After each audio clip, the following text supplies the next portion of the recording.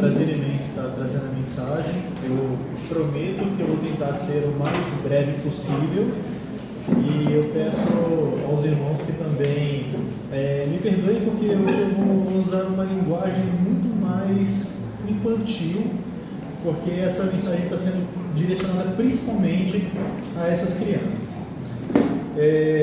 O tema do acampamento foi a respeito de Jesus sendo super-herói, né? E, por coincidência, há alguns poucos anos eu estava estudando justamente como que a gente pode mostrar Jesus Cristo como um super-herói. Qual que é o herói favorito de vocês? Eu quero ouvir aqui. Qual que é o herói favorito de vocês? Você, pode falar. Qual que é o seu herói favorito? Qual? Bruce? Groot. Groot, do Guardiões da Galáxia. E aqui, qual que é o herói favorito de vocês? Me sabe? Aqui, o herói favorito... Chapolin Colorado. Aí, essa foi a melhor resposta. Essa foi a melhor resposta possível. Bom, eu vou tentar traduzir o texto aqui de Atos 17 de uma forma que fique mais tranquilo para a gente entender Jesus como esse super-herói. Bom, antes eu vou... Como é um texto um pouquinho grande, eu não vou ler ele todo primeiro, para depois tocar nele, expor e tudo mais. Eu vou tentar fazer algo mais dinâmico aqui. Então, antes eu quero mostrar o que estava acontecendo aqui em Atos 17, do versículo 16 ao 30. Paulo ele chegou numa cidade que se chamava Atenas, e nessa cidade tinha muita gente idolatrando vários tipos de heróis, né? Vamos colocar dessa forma. Atenas era uma cidade que ficava na Grécia e eles gostavam muito de heróis. Inclusive, as divindades, né, os deuses que eles adoravam eram heróis, né, que eles faziam uma maquiagem lá para parecer mais com a ideia deles de heroísmo. Eles tinham um herói muito famoso chamado Aquiles, né? Alguns devem já ter ouvido falar, ou todo mundo aqui já deve ter ouvido o termo calcanhar de Aquiles, porque eles consideravam Aquiles um herói, só que a fraqueza dele era o calcanhar. Isso aí tem toda uma história por cima disso que eu não vou entrar. Mas eles eram uma cidade muito idólatra, eles adoravam falsos heróis, eles adoravam falsos deuses. E aí o apóstolo Paulo, ele chega lá e primeiro ele fica incomodado vendo aquilo. Ele fica incomodado porque ele vê que aquela cidade adorava todo tipo de herói, só que não conheciam o herói verdadeiro. Vamos lá, Atos 17, 16. E quando Paulo esperava em Atenas, seu espírito se agitava em si mesmo, vendo a cidade tão entregue à idolatria. Talvez essa palavra seja um pouco diferente para alguns aqui. Então, eu vou explicar direito o que é idolatria. Idolatria é quando você torna algo que você admira como um herói, sendo que aquilo lá não é o verdadeiro herói que é Jesus Cristo. Então, tudo aquilo que você vê, que você ama mais do que Jesus Cristo, isso é idolatria. E aí, no versículo 17, mostra que ele estava ali nas sinagogas e nas praças, debatendo com o pessoal. Dentro da galera que gosta, né, de histórias, de heróis e tudo mais, a gente tem a Marvel e tem a DC, né? Tem a Marvel e a DC. Com muito custo, estou conseguindo fazer minha esposa agora assistir alguns filmes da Marvel. Continue enrolando. Alguns gostam muito mais da Marvel, outros gostam muito mais da DC. Dentro da Marvel a gente tem o Groot ali nos Guardiões da Galáxia, a gente tem os Vingadores, a gente tem o Homem-Aranha, a gente tem o Demolidor. E na DC a gente tem a Liga da Justiça, que tem o Batman, o Superman. Então é como se Paulo tivesse chegado ali em Atenas e está vendo ali uma galera brigando porque os Vingadores é melhor. E os outros brigando porque a Liga da Justiça é melhor. Não, mas os Vingadores a gente tem o Homem de Ferro, gênio bilionário, playboy filantropo. No outro tem o Batman, né? Que como preparo consegue conhecer todo mundo. Então a gente está vendo ali o pessoal brigando, adorando heróis que na verdade não são heróis verdadeiros. É como se a gente estivesse ali brigando entre Marvel e DC. Só que no caso, Paulo estava vendo uma cidade com um coração muito entregue a falsos heróis e confiando nesses falsos heróis como se fossem heróis verdadeiros, que na verdade não são. Bom, aí ele chega lá anunciando Jesus Cristo, o verdadeiro herói. No versículo 18, 19, 20 vai mostrar que Paulo, quando ele chega lá em Atenas e ele começa a falar de Jesus Cristo, o que o pessoal faz? A gente quer saber mais sobre esse herói. Está apresentando um herói novo, a gente gosta de herói, a gente gosta de Marvel, gosta de DC, gosta de Guardiões da Galáxia, gosta de Vingadores, Star Wars, meu Deus, eu amo esse garoto, gente. Desde que eu me entendo por gente, Star Wars é a minha franquia predileta do cinema. E aí chega eles apresentando um herói, chega Paulo apresentando um herói novo.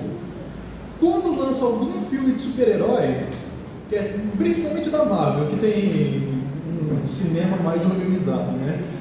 Qual que é a primeira coisa que a gente faz? Fica louco para comprar o ingresso na pré-venda. Opa, surgiu ali, lançou. Eu lembro que o último filme da Marvel que assisti no cinema foi Guardiões da Galáxia 3. Quando lançou, quando avisaram, vai lançar, tá aqui o trailer, primeira coisa que acontece, eu quero saber agora quando é que vai liberar a pré-venda dos ingressos. Então, Paulo chega anunciando um herói novo. O que acontece com a cidade toda? Quero saber mais desse herói. Eu quero ouvir sobre esse herói, velho. Vamos lá, vamos levar ele num lugar onde todo mundo possa ouvir sobre esse herói. Então eles levam Paulo para um lugar chamado Areópago. O Areópago é tipo um lugar onde havia muitos debates na cidade. Então era um lugar que eles levavam alguém quando tinha que ter um julgamento, quando tinha que determinar alguma coisa sobre a lei. E como Paulo estava apresentando algo novo, né, algo que é muito importante, vamos levar ele lá para falar, para a cidade toda ouvir. E aí Paulo ele chega lá nesse lugar de debate, no versículo 22, e fala: homens atenienses, em tudo eu vejo que vocês são supersticiosos. Essa outra palavra aqui talvez alguns aqui não entendam. Supersticioso é como se fosse alguém reverente, ou alguém muito tem quem fale religioso, mas a ideia é de reverente, que tem muito respeito por falsos deuses. Então ele fala assim: estou chegando aqui, eu estou vendo que vocês adoram bastante tal herói, gostam bastante do outro herói, alguns aqui Liga da Justiça, outros aqui Vingadores, outros aqui Darth Vader, outros aqui na franquia Star Wars, outros gostam até de anti-heróis como Arqueiro Verde, o Justiceiro, por aí vai. Só que aí ele fala assim: olha, mas eu estou vendo que ali tem um espaço que vocês reservaram para um herói que vocês ainda não conhecem. Isso porque há muito tempo naquela cidade teve uma doença, e aí os homens daquela cidade chamaram uma pessoa muito sábia de outra cidade, de uma ilha chamada Creta, e aí ele, chegando lá, ele mostrou como que eles poderiam adorar um verdadeiro herói, para que esse herói fizesse parar a doença e curar o pessoal. Então, eles não conheciam o nome desse herói, que mesmo assim salvou eles. Então eles deixaram ali um espaço reservado para esse herói desconhecido, um espaço para o Deus desconhecido. Então Paulo chega lá na cidade e fala: olha, vocês cultuam esse herói, vocês cultuam esse Deus sem conhecer ele. Então é desse Deus que eu estou falando para vocês. E aí ele começa a fazer algo muito interessante. Ele cita os próprios poetas, ele cita os filósofos, né, os grandes pensadores da cultura de Atenas para evangelizar o pessoal daquela cidade. E é isso que eu vou fazer agora com vocês.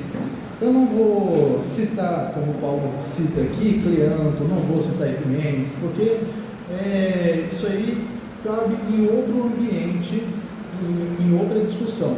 Mas como Paulo ele cita os heróis deles para evangelizá-los, eu também quero falar um pouco sobre alguns. Entre eles, Capitão América. Eu gosto muito do Capitão América. Quando a gente assiste o filme do Capitão América e o Primeiro Vingador, a gente vê que ele é rejeitado por todos. E mesmo depois que ele recebe o soro do super soldado, ele continua sendo rejeitado. No final do filme, ele precisa fazer uma escolha. Ele está dirigindo um avião, depois que ele derrotou o Caveira Vermelha, ele está dirigindo um avião que está cheio de bombas que ia colidir com Nova York.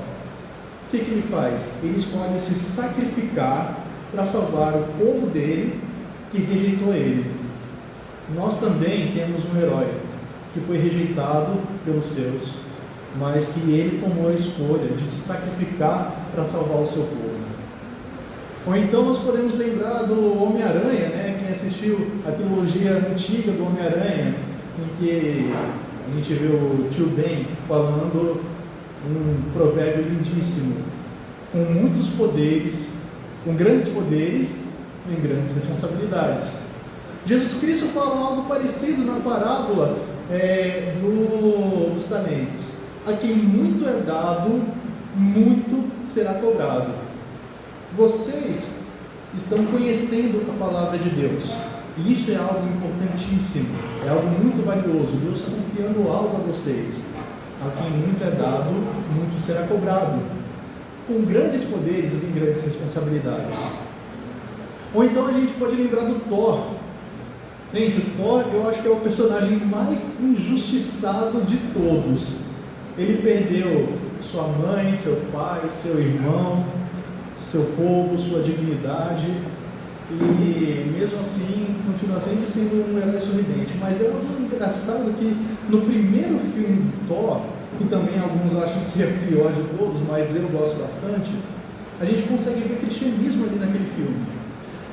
Se vocês forem lembrar, o Thor ele é filho de Odin, e Odin ele confia ao Thor um martelo que dá a ele o direito de governar Asgard.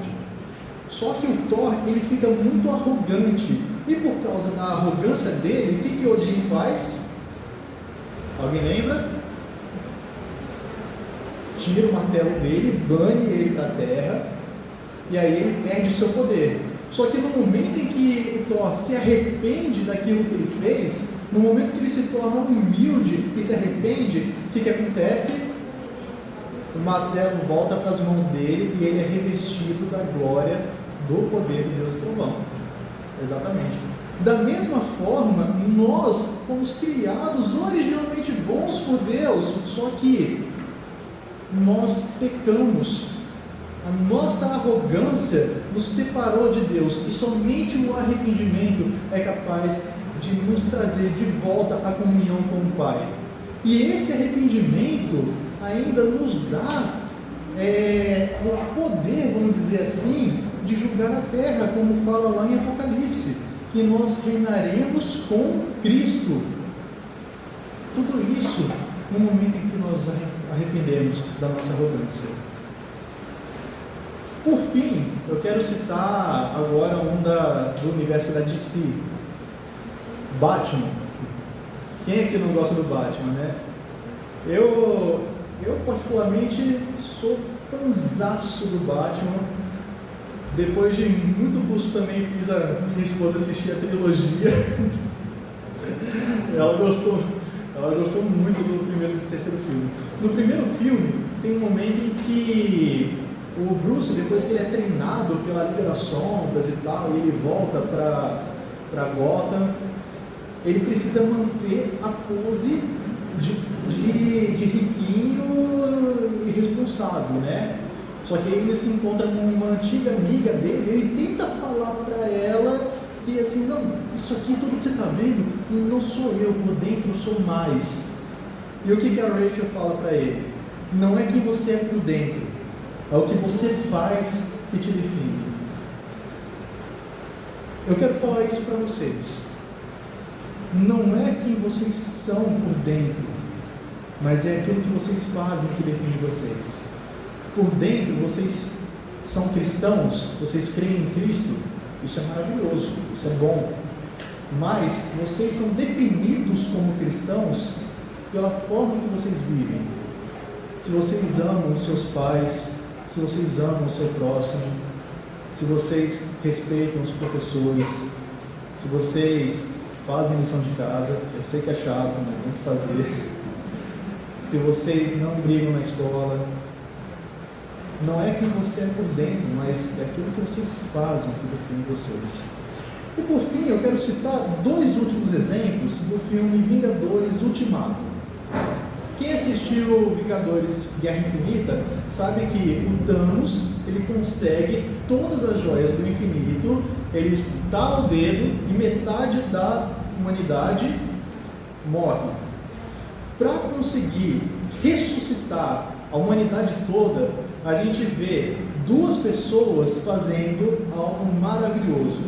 A Viúva Negra, lá no filme Ultimato, para o amigo dela conseguir a joia da alma, o que ela teve que fazer? Se sacrificou. E depois, quando o Tony Stark, o Homem de Ferro, ele pegou as 6 joias, o que ele fez também? Ele se sacrificou. Foi graças a um sacrifício voluntário que todos os outros puderam ser ressuscitados. Olha só, a essência do heroísmo é que alguém deve morrer para que os outros vivam. A Viúva Negra, ela escolheu se entregar à morte para que os outros pudessem viver. O Tony Stark, o Homem de Ferro, ele escolheu se entregar à morte para que todos os outros pudessem ser ressuscitados. Nós também temos um herói. E esse herói verdadeiro, esse aqui não é de cinema não é de quadrinhos não. Esse herói verdadeiro, ele se entregou à morte para que nós também pudéssemos ser ressuscitados. E esse herói ressuscitou dos mortos, subiu aos céus, está sentado à direita de Deus, e ele voltará para nos levar. Mas o que eu acho mais lindo do cristianismo é algo que você não vai ver em nenhuma história de quadrinhos, em nenhuma outra história de heróis. É o seguinte: no cinema, os heróis, eles morrem para salvar os inocentes. O nosso verdadeiro herói, ele morreu para nos salvar, mas nós não somos inocentes. O nosso verdadeiro herói morreu para salvar os vilões. É isso. Eu e você, nós não somos os inocentes da história, nós somos os vilões, pecadores. Só que o nosso herói, ele veio para resgatar os vilões. Se tem algo que eu quero que vocês lembrem quando saírem daqui, é isso. Nós temos um verdadeiro super-herói. Esse super-herói, ele salvou vilões. Ele morreu pelos vilões para transformá-los em heróis. E ele voltará para nos levar. E a gente vai se encontrar com ele. Glória a Deus. Vamos orar. Meu Senhor, nós te louvamos, Pai, porque não existe nenhum herói aqui, apenas vilões. Mas o Senhor é misericordioso, o Senhor é bondoso, de modo que o Senhor enviou o seu Filho, o verdadeiro herói, o nosso verdadeiro herói, para nos resgatar, Pai. E, meu Deus, se existe alguém aqui que ainda não reconhece Jesus Cristo como seu verdadeiro herói, eu te peço, Deus, que nesse momento o Senhor esteja tocando nessa pessoa, Pai, para que essa pessoa perceba, Deus, que não há inocentes aqui, Deus, que todos somos culpados, mas que esse herói veio para nos livrar, Senhor, da nossa culpa. Esse herói veio, morreu por nós e ressuscitou, Deus. E te louvamos por isso. Em nome de